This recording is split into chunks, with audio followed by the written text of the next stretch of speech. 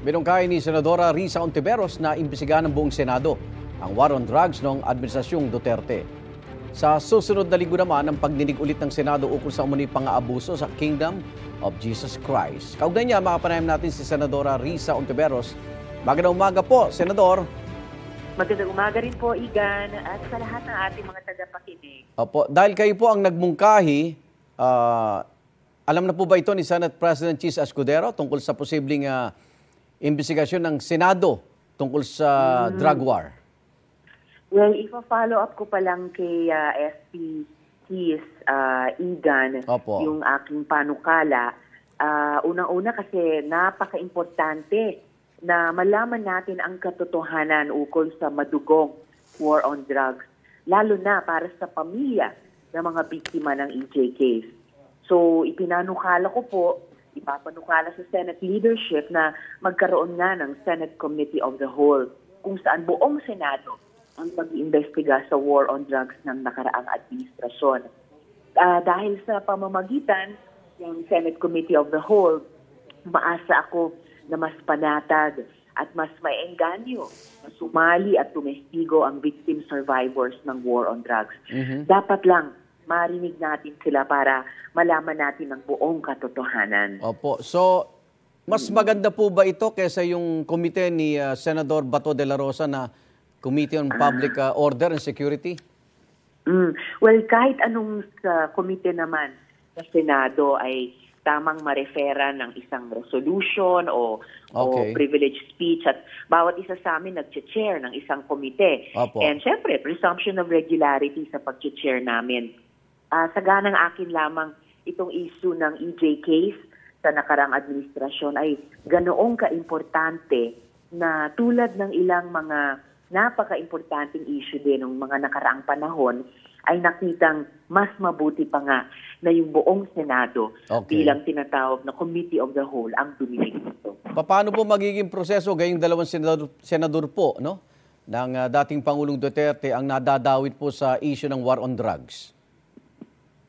Yung mga senador, kahit nga kung pagdinig sa iisang komite o lalo na pag Committee of the Whole, lahat po kami ay may pagkakataon at may karapatan natin maladoon at magtanong sa ilalim ng pamumuno ng chair noon na kapag Senate Committee of the Whole naman yan ay yung Senate President. Pati si dating Pangulong Duterte ho ba kasama sa imbitahan?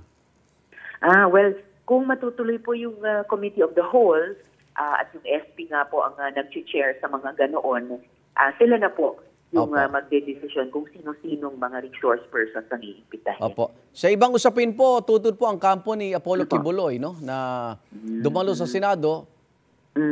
Paano ho pag pumayag ng Pasig RTC dito? Well, pag pumayag ang Pasig RTC, talagang definitely re-respetuhin at matutuwa kami sa Senado, dapat sundin din lamang ni Kibuloy. Naasahan ko nga po na hindi papayagan ng Korte yung hiling ni Kibuloy na huwag dumalo sa Senate hearing next week. After all, Igan, Senado ang unang naghain ng arrest order laban sa kanya para magpakita sa aming investigasyon. Ngayon, at nasa kamay na siya ng otoridad, walang rason na hindi siya sumipot.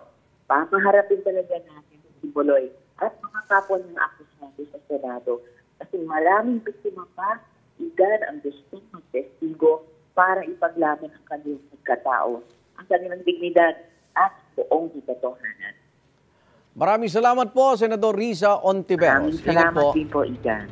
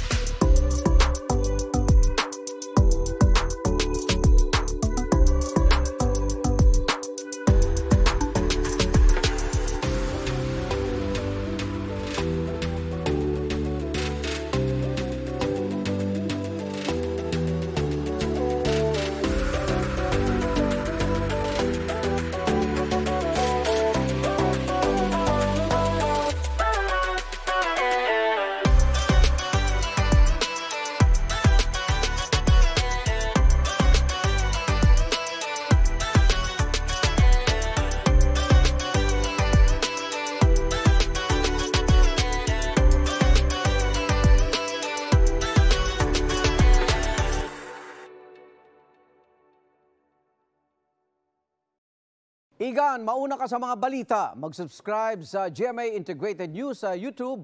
Sa mga kapuso abroad, subaybayan nyo kami sa GMA Pinoy TV at sa www.gmanews.tv.